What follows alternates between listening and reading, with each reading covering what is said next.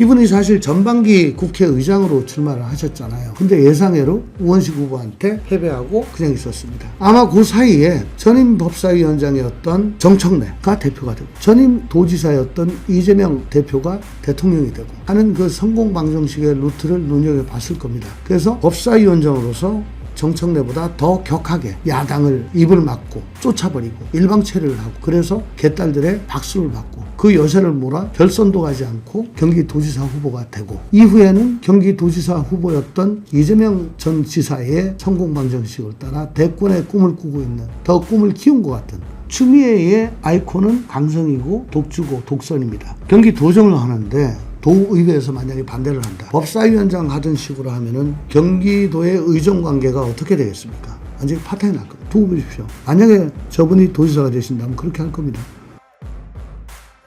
근데 추 후보가 왜 국회에서 역할을 계속 안 하고 경기지사를 해보려고 이렇게 하고 있다고 보세요? 이분이 사법개혁, 검찰개혁에 이어가지고 경기도 개혁을 하시겠다고 지금 나오셨는데 이분이 개혁이라고 손대시면 다 형해하다고 없어져요. 그 경기도도 완전히 망가뜨리려고 하는가 사실 겁이 납니다. 이분이 사실 전반기 국회의장으로 출마를 하셨잖아요. 근데 예상외로 우원식 후보한테 패배하고 그냥 있었습니다. 아마 그 사이에 전임 법사위원장이었던 정청래가 대표가 되고 전임 도지사였던 이재명 대표가 대통령이 되고 하는 그 성공 방정식의 루트를 눈여겨봤을 겁니다. 그래서 법사위원장으로서 정청래보다 더 격하게 야당을 입을 막고 쫓아버리고 일방체류를 하고 그래서 개딸들의 박수를 받고 그 여세를 몰아 결선도 가지 않고 경기도지사 후보가 되고 이후에는 경기도지사 후보였던 이재명 전 지사의 성공 방정식을 따라 대권의 꿈을 꾸고 있는 더 꿈을 키운 것 같은 그런 생각이 듭니다. 경기도지사는 발판으로 이렇게 생각하고 당연하죠. 네. 당연하죠. 계속 광진구에 계셨던 분이잖아요. 경기도하고의 인연은 하남의 지난 총선에 나오셨던 2년밖에 없습니다. 하남은요 강동구하고 바로 붙은 동네예요. 거기는 경기도의 모든 문제를 제대로 알 수 있는 동네가 아닙니다.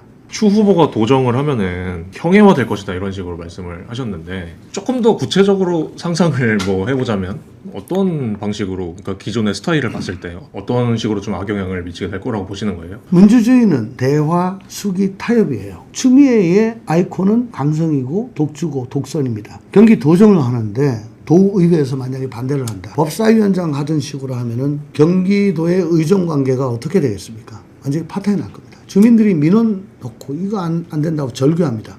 그렇지만은 중앙정부의 방침에 따라 그대로 원팀 원보이스로 따라갈 겁니다. 경기도의 이익보다는 자신의 정치적 목적 달성을 위해 계속 강성 지지층들을 흥분 상태로 유지를 시킬 필요가 있는 거거든요. 저는 그 점이 걱정이 된다는 거죠. 예를 들어 지금 경기도에 투기과열지구, 토지거래 허가구역으로 설정된 구역이 많은데 그 기준을 좀 임의로 해가지고 기준에 안 맞는 곳이 꽤 있습니다. 그걸 우리 개혁신당에서 이건 안 맞다라고 행정소송까지 했었는데 저는 만약에 도지사가 된다면 이걸 해제를 요구할 것이고 도민들과 함께 할 것이고 만약에 안 한다면 행정소송까지 불사할 겁니다. 왜? 토호제 구역으로 지정이 되면은 그때부터 거주 이전의 자유가 거의 없어져요. 그리고 경기도에 이 만연한 정말 가장 심각한 주거 문제, 교통 문제 이게 한 묶음으로 가는데 토호제가 그리고 또 장특공, 축소 이게 맞물려 가지고 결국은 거주 이전의 자유가 없어지고 공급이 안 되고 일기 신도시 재정비를 할 건데 장특공 때문에 분담금을 못 내고 하면은 사업이 진행이 안 되고 모든 문제가 사실은 더불어민주당의 이재명 정부의 무리한 부동산 옥죄기에 있어요. 그래서 이걸 뚫어야 됩니다. 어떻게 하겠습니까? 저는 안 할 거라고 봅니다.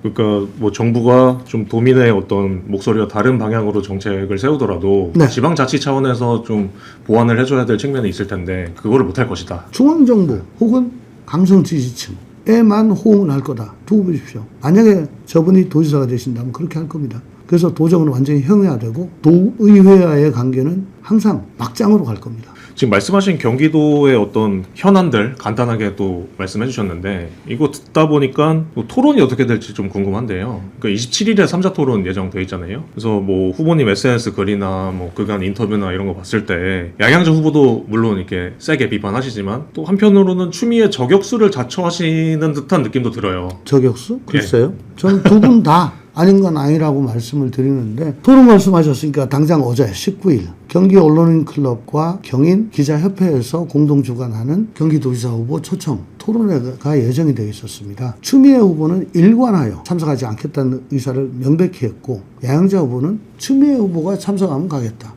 저기가 안 하니까 나는 안 한다. 라고 해서 결국은 어떻게 됐냐. 토론 없이 앵커가 묻는 질문에, 사회자가 묻는 질문에 혼자 답하는, 벽 보고 대답하는 대담이 되어버렸습니다. 아마 27일 날 방송 토론도 방송 시간 보니까 23시, 밤 11시로 잡았어요. 사전투표일 전날 밤 11시. 보고 참고를 하라는 겁니까? 말라는 겁니까? 어쨌거나 추미애 후보는 입을 열면 실수가 좀 잦아요. 2등 시민 의식, 아류 시민과 같은 이부망천급 망언을 쏟아내기 때문에 지금 여기서 입대지 마라. 어디 가서 뭐라고 말하지 말고 도민들 만나지 말고 그저 당내 행사만 해라. 개소식 다니고 공약 발표회 같은 것만 하는 거죠. 리스크를 매니지한 그런 거에 불과해요.